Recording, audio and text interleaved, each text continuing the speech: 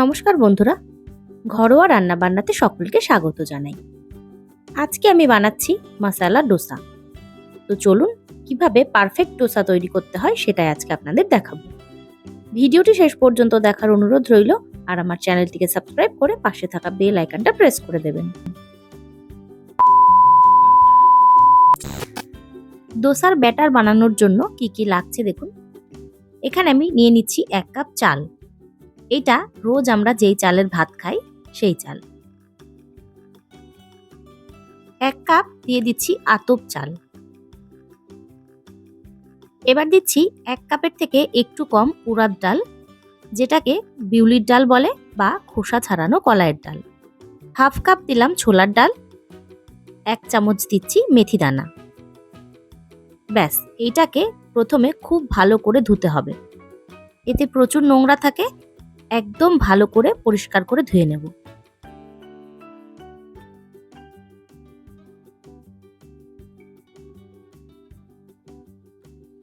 দেখুন কতটা নোংরা জল বেরোলো। 3-4 বার করে কিন্তু এটাকে ধুয়ে নেব।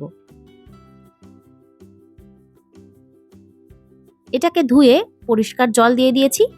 এই চাল ডালটাকে মোটামুটি সারা রাত ভিজিয়ে রাখবো বা 5 থেকে 6 ঘন্টা ভিজিয়ে রাখবো।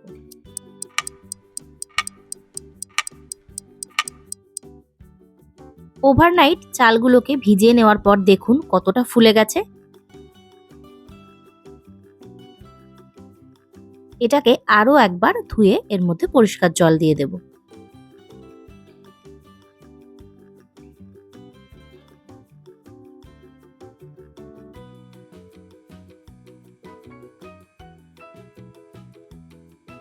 এটা ধুয়ে পরিষ্কার জল নিয়ে নিয়েছি। এইটাকে এবার ব্লেন্ড করে নেব।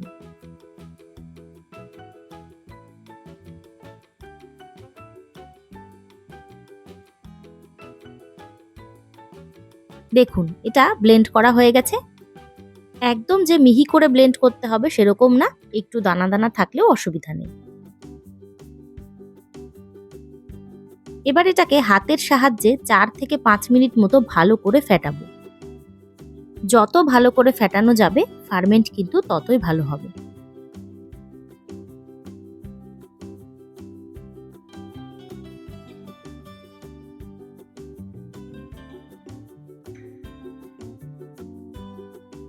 এটাকে বেশ ভালো করে ফেটিয়ে নিয়েছি। এই মিশ্রণটাকেও 6 থেকে 7 ঘন্টা মতো আমি একটা গরম জায়গায় রেখে দেব। গরম জায়গা বলতে যে কোনো জায়গায় রাখলেই হবে, ফ্রিজে না রাখলেই হলো।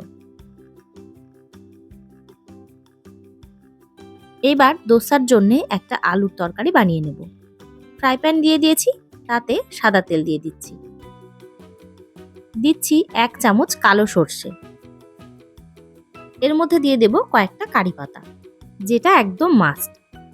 কয়েকটা উড়দ ডাল দিয়ে দিচ্ছি আর কয়েকটা ছোলার ডাল। হালকা করে এগুলোকে ভেজে নেব।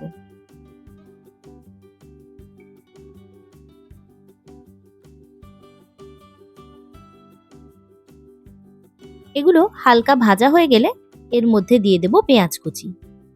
পেঁয়াজটাকেও একদম হালকা করে ভেজে নেব।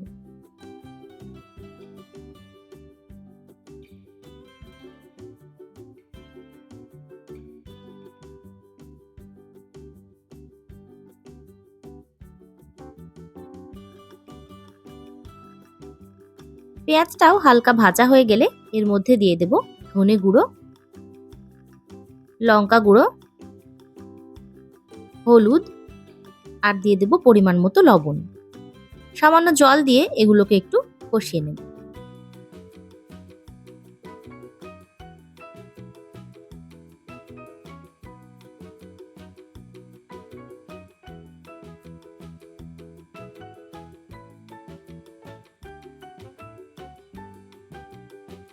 মশলাটা কষানো হয়ে গেলে এর মধ্যে সেদ্ধ করা কয়েকটা আলু দিয়ে দিচ্ছি। তারপর আলুগুলোকে একটা ম্যাশার দিয়ে ম্যাশ করে দেব। আলুটাকে ভালো করে ম্যাশ করে দিয়েছি। সমস্ত কিছুকে এবার খুন্তি দিয়ে ভালো করে নাড়িয়ে নেব।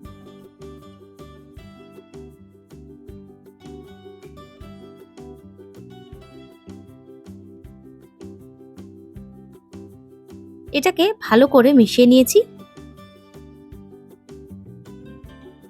এবার এর মধ্যে দিয়ে দেব কয়েকটা ভেজে রাখা বাদাম।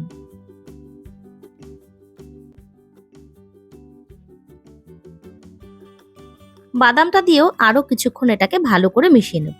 ব্যাস, তাহলেই তৈরি হয়ে যাবে।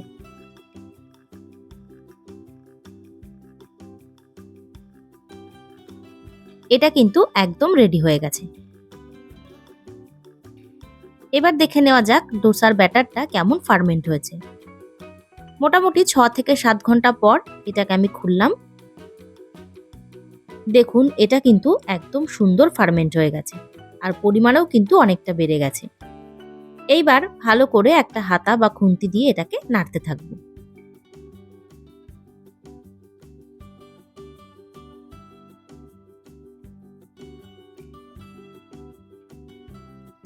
দিয়ে দেবো এর মধ্যে সামান্য লবণ। লবণ আগে দিয়ে দিলে কিন্তু ফার্মেন্ট হবে না।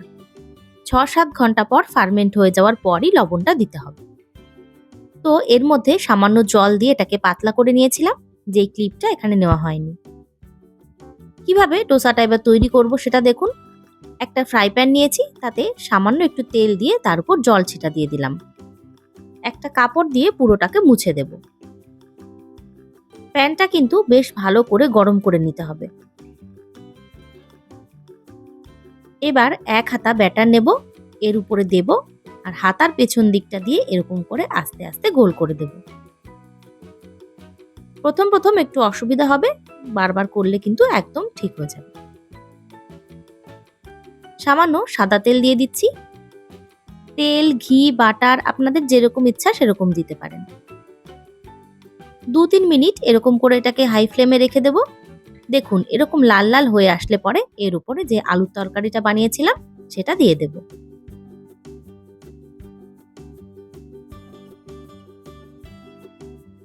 খেয়াল করে দেখুন আস্তে আস্তে এটা কিন্তু নিচের দিকটা ক্রিস্পি হয়ে যাচ্ছে। কত সহজেই ডোসাটা কড়াই থেকে উঠে গেল দেখুন। আস্তে করে খুন্তির সাহায্যে এটাকে এইভাবে গোল করে দেব। ব্যাস, হয়ে গেল।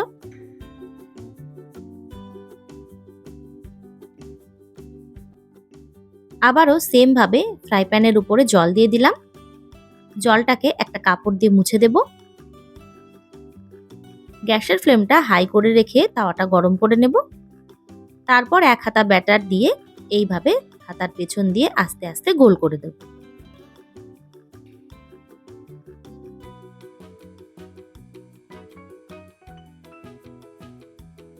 সামান্য তেল দিয়ে দিচ্ছি। নিচ থেকে আস্তে আস্তে লাল হওয়া শুরু করলে এর উপরে দিয়ে দেব আলুর তরকারি।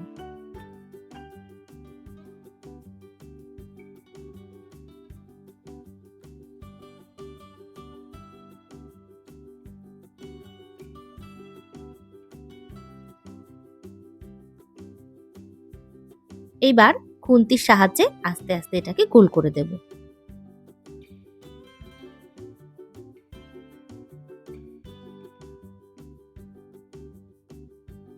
দেখলেন তো কত সহজেই ক্রিস্পি ডোসা তৈরি হয়ে গেল।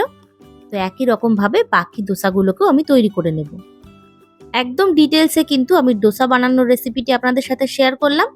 অবশ্যই আপনারা রেসিপিটি দেখবেন এবং বাড়িতে ট্রাই করবেন।